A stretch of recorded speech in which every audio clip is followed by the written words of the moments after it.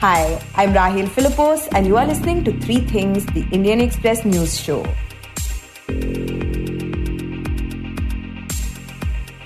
In this episode, we talk about concerns over water levels in India's reservoirs. We also talk about how Patanjali tried to install a statue of a Hindu deity atop a mountain. But first, we talk about the G20 Summit.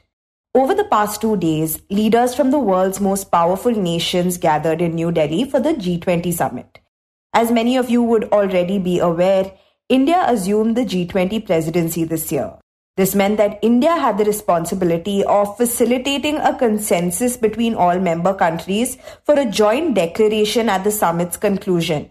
And on Saturday, at the end of the very first day, Prime Minister Narendra Modi announced that the group had adopted the G20 New Delhi Leaders Declaration. हमारी teams के hard work से और आप सभी के सहयोग से नई Delhi G20 leaders summit declaration पर सहमति बनी है। मेरा प्रस्ताव है कि इस लीडर्स डिक्लेरेशन को भी एडॉप्ट किया जाए। मैं इस डिक्लेरेशन को एडॉप्ट करने की घोषणा करता हूं। Now, when we spoke to the Indian Express's Shubhajit Roy, he told us that this declaration holds a lot of significance because ever since Russia invaded Ukraine 18 months ago, the G20 leaders have not been able to reach a consensus over the issue. The Western leaders or Western countries, especially the G7 grouping, which comprises of US, UK, France, Germany, Italy, Japan, Canada. They have been sort of condemning Russia for the war and have been issuing statements and all of that.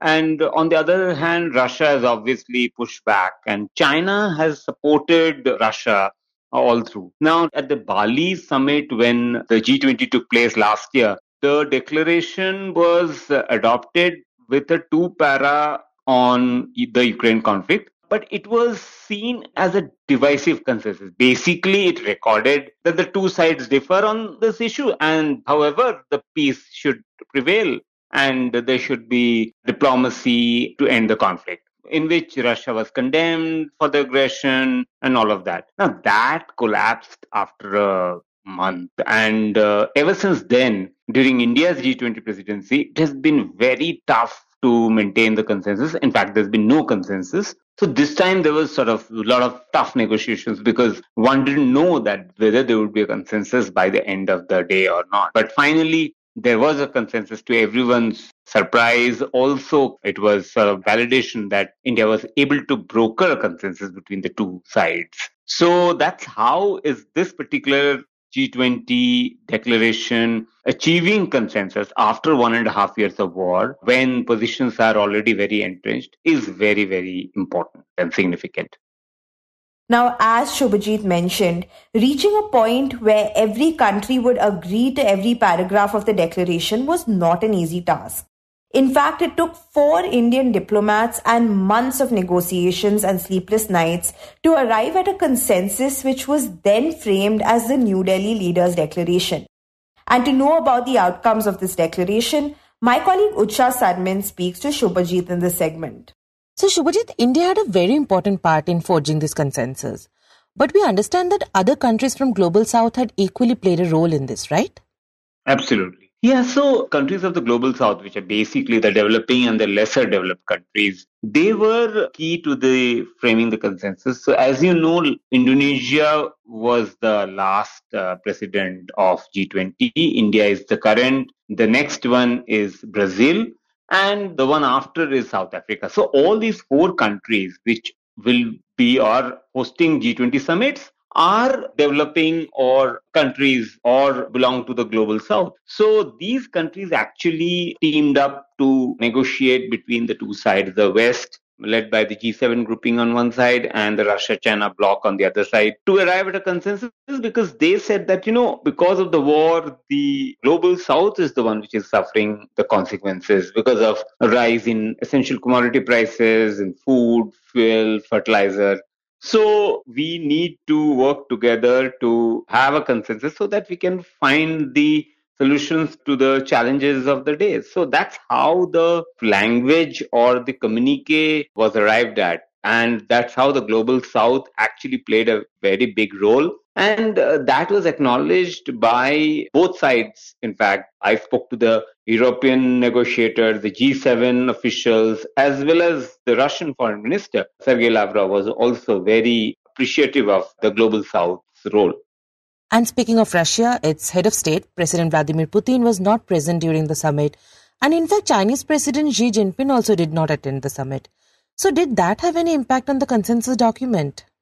Not really. So what happened was the leaders skipped the summit, but they had the negotiators on the ground who were talking to the Indians and the other countries. So the Russian and the Chinese officials were negotiating all through. And China was, in fact, represented by its premier Li Xiang. So in that sense, and the Russian foreign minister Sergei Lavrov was here instead of President Putin. So in that sense, it did not impact. In fact, the declaration had to have the blessings or the approval of the top leaders of all the countries. So Putin and Xi would have signed off on this particular declaration as well. Right, so the Russia-Ukraine part of the consensus grabbed a lot of eyeballs. But apart from that, what would you say stood out to you in the declaration? Yeah, so there were about 8 or 10 subjects where Indian presidency came up with documents, paragraphs or language on a variety of issues. So from digital public infrastructure to health to environment, climate change, tech, there were really a lot of expansive paras and outcomes in the entire document. And they were very, very debated, and some of them were very hotly contested as well. Because, what happens is in this kind of a summit, when India did propose certain issues, they were rejected initially. These takeaways included, for example, it had chapter on strong, sustainable, balanced and inclusive growth, which had fighting corruption. It talked about implementing an action plan against fugitive economic offenders. So there were a host of such elements and takeaways which are there in this particular G20 declaration. Also, this particular declaration came after a lot of engagement with groups like Business 20 or Startup 20 or Think Tank 20, because inputs from all these groups, it really became a very, very rich and diverse and action-oriented declaration. And Shubhajit, this time the declaration was also crafted differently by India, right? Instead of the usual paragraphs, it divided the issues under different chapters. Could you tell us why India chose to frame the declaration in this way? Yeah, I think the important thing was that India wanted a more structured approach because all the countries of global south were impacted by the pandemic and, the current economic impact of the war. So it listed out all the issues so that they were clubbed together under different subheads. So, for example, when they talked about health, they talked about health from all different aspects. So from that sense, it was much more structured because the global south was looking forward to this particular declaration as actionable plans. So I think that's how they moved away from the conventional system of paragraphs to this particular system of chapterization where they had listed out on the basis of themes and subheads. Right, and now that the declaration has been adopted, could you talk about what can we expect to happen in the coming days? Yeah, so essentially, I think the important thing is that the declaration has been arrived at after achieving consensus on the Ukraine conflict and the situation arising from the conflict. Because now that means all the countries are on the same page on a range of issues. So to my mind, this sets the stage for, future steps on Ukraine. And that is the key takeaway, and that can lead to possibly a solution, but we'll have to see. Okay, and apart from the official declaration, there were other takeaways. And one of the crucial outcomes is the India, Middle East, Europe Economic Corridor. which has been called the modern-day spice route. So tell us about that, and what does this economic corridor mean for India? Well, obviously, it's a very important project that has been taken up. Prime Minister Modi, he called it a beacon of cooperation and innovation. And this economic corridor is an ambitious infrastructure project which aims to connect India to Europe via West Asia. So we saw India, UAE, Saudi Arabia, leaders of European Union, France, Germany, Japan, Italy, India, US, they all sort of praised it, and they flagged the corridor sort of widely seen as a strong counter to China's Belt and Road Initiative. In fact, it is sort of one of the biggest projects in this particular region. And Crown Prince of Saudi Arabia, Mohammed bin Salman, he announced his participation of Saudi Arabia in this project with a contribution of $20 billion. So, in that sense, it's a very important project in which there will be a rail link. It includes an electricity cable, clean hydrogen pipeline. So a host of things where this economic corridor and connectivity will play a key role in connecting this particular region. Right, and Shubhajit, now that India's G20 presidency is almost at the end, how would you describe the country's performance ever since they took up this role?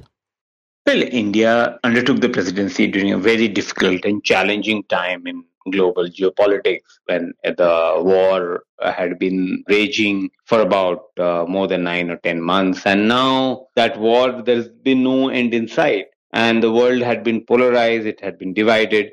So in that kind of a circumstance, in that kind of a geopolitically challenging situation, India has managed to navigate the discussions on development and growth and economy in a meaningful manner over the last 9 months. And it still has a few months to go till end of November.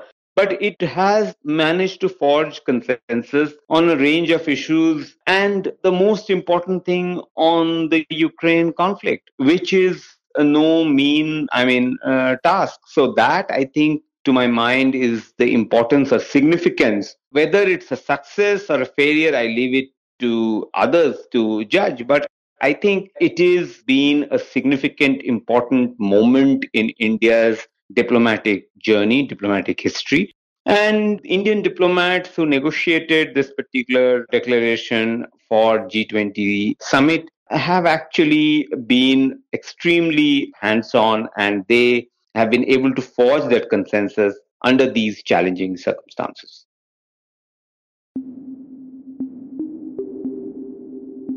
And next we talk about water levels in India's reservoirs. After recording significantly more rainfall than expected in July, India is believed to have recorded its driest August in over a century. According to the Indian Express's Amitabh Sinha, who reports on science and climate change for the paper, the country reported a rainfall deficit of over 35%. Here, Amitabh explains why this is concerning. The problem is that August happens to be one of the rainiest months. Normally, after July, August is the rainiest month in India. And in a normal year, August would contribute almost 22% of India's annual rainfall. So there's a lot of rain that comes during August. It's also a month when pretty much the entire country expects rainfall. It's bang in the middle of the monsoon season. So almost all the areas get rainfall in a normal year. But this year was exceptionally bad. And an unfortunate repercussion of this rainfall deficit is a major dip in water storage levels of Indian reservoirs. According to Amitabh, storage levels are about 10% below if we compare the last 10 years average for August. In this segment, Amitabh talks to us about the situation and its larger implications. So Amitabh, to start with, can you explain why India's reservoirs are so crucial? Yeah, the reason why the reservoir storage during this time of the year is crucial is because India does not get rainfall throughout the year.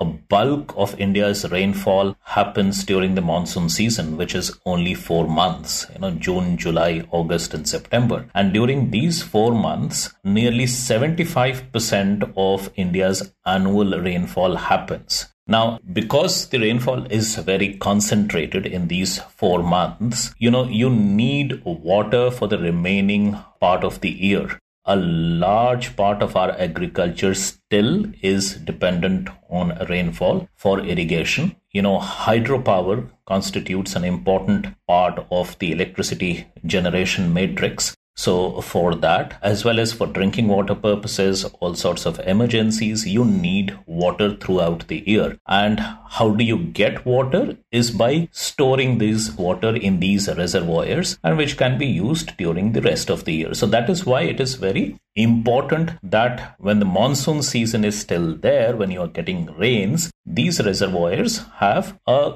good storage levels, so that we'll be getting into winter season. There's very little rain in the winter, but you have a crop coming up in winter, the rabi crops, and they require water as well. So if you have good reservoir levels, then that part is taken care of. Okay, so we're seeing a significant dip in water storage levels across the country. Can you tell us about the extent of this shortage? Yes. So, usually, as I said, because this is one of the rainiest parts of the year in India, usually around this time, reservoirs tend to show an increasing trend in terms of the storage that they maintain. Now, India has lots of reservoirs, small and large, but we are talking in terms of the 150 large reservoirs that are quite big. These are the 150 reservoirs that are regularly tracked by the Central Water Commission to assess their water storage levels. And these are critical for a lot of economic activity, for power purposes, for drinking water, all sorts of things. Because August was quite dry, so it's not very surprising that the water levels in these reservoirs have been going down. In fact, since May, this is the first time that the water levels dip below their normal levels. And by normal levels, I mean, whatever is the average of the last 10 years is considered to be normal. So in August, usually when it's going up, it began to go down. And this usually is not a very healthy sign. It's a sign of concern, mainly also in light of the fact that September is not expected to produce huge amount of rainfall as well. We have an El Nino in the Pacific Ocean, which is getting stronger. And even though the India Met Department has actually forecast a near normal for September, the rainfall is likely to be skewed. There might be a shortfall as well. So from the reservoir storage point of view, things going down in August is not a very healthy sign. Right. And are these low reservoir levels being recorded everywhere? How is it playing out in different regions? The situation is not the same everywhere. In August, for example, only the eastern and northeastern part of India had good rainfall, and certain places in North India have got very, very heavy rainfall. South India particularly, and also Central India, they were starved of rains. And this is what is reflected if you look at in the reservoir storage, status as well. Incidentally, southern part of India has fairly large reservoirs with very large holding capacities. So in percentage terms, there might not be, compared to previous years, it might not be a very healthy situation, but they still have good amount of water. But compared to the normal levels, yes, reservoirs in southern India is where the deficit is the largest. Not surprising because, South India also got very little rainfall in August. East India, you see the east and north, the situation little better. But these are also the areas where there aren't very large reservoirs. So in absolute terms, the quantity of water that is stored in these areas is not very large. So depending on how the rainfall happened, and South India was particularly starved, also Central India, it's no surprise that reservoirs in South India as of now seem to be majorly in deficit compared to previous years. Right. And I'm sure this isn't the first time India is seeing water levels drop in its reservoirs. So are there contingency plans as such in place for situations like these?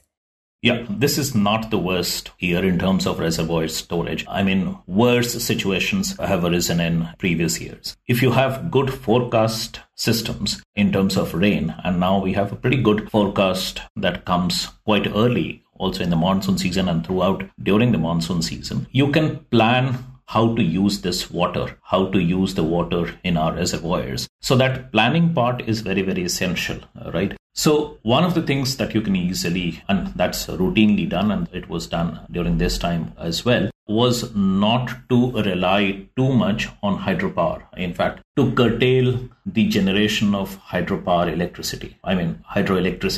So that is one measure. And that's why we saw, because August was quite dry, the power demand also went up in August. So what we did see in August was almost, I think it was a record power demand that happened in August. And a lot of it, a major part of it, was met by burning more coal in coal-fired power plants. So less reliance on hydropower and more of generation of coal-fired power plants, so thermal power plants. So those are the kind of things that you do to adjust and deal with this kind of contingency. And it was done this time as well. And I'm sure now the rest of the season would also be planned accordingly.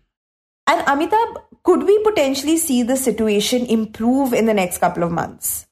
Yeah, so it depends totally on rain, but it's not just about any rain. Not all rain goes into the reservoirs. So what's important is whether, what are called the catchment areas. There is rain happening in catchment areas or not. And these catchment areas are actually the places from where the runoff actually goes into a river or moves into the reservoir. So it depends on the quantity of rainfall, but also the location of the rainfall. And those are things that, especially where exactly the rains will happen, cannot be very correctly forecast. So we really don't know how it pans out. As of now, the situation is not very good, but it's not a crisis as well. We have seen worse situations in previous years.